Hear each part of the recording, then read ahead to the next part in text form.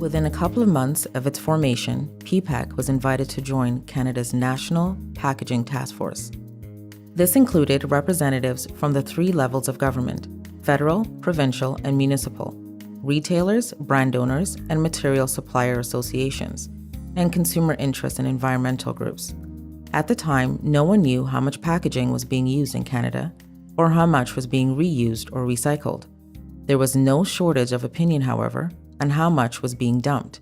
The politicians had set a 50% packaging diversion target. The consequences of not having achieved the targets, governments were indicating to industry that they would bring in regulations. The regulations were not at that point defined, but there was a threat that it would not be beneficial to industry to have not achieved the targets.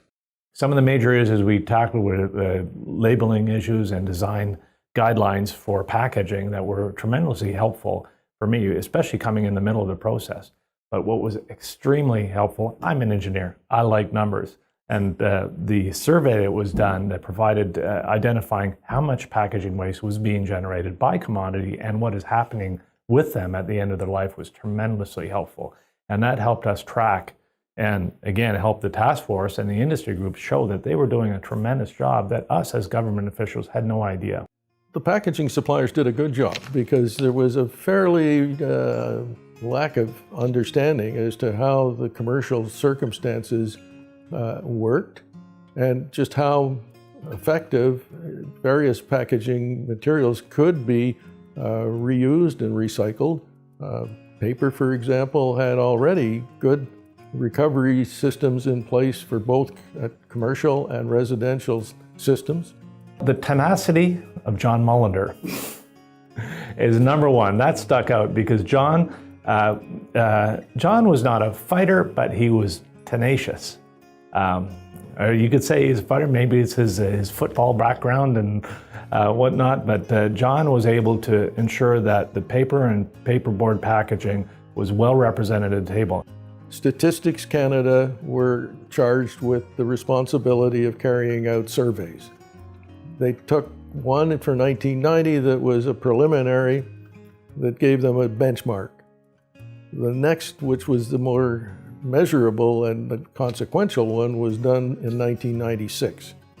And in 1996, the result was a 51.2% diversion of packaging from disposal, which achieved 4 years ahead of time the 2000-year target.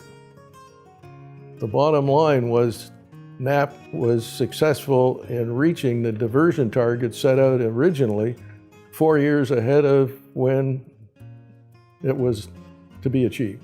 The major achievements of the task force, I would say the first thing that it did is it brought each of the commodity groups, each of the groups representing different aspects of packaging together and educating the government officials about that packaging. We're able to show that there's a tremendous amount of waste diversion that was already happening that us as government officials had no idea. And that's because it wasn't our fault, it's just that we weren't in the industry to know all the packaging that is being used. So it was a tremendous opportunity for the industry to show that they're doing a lot of their part to move the needle on waste diversion.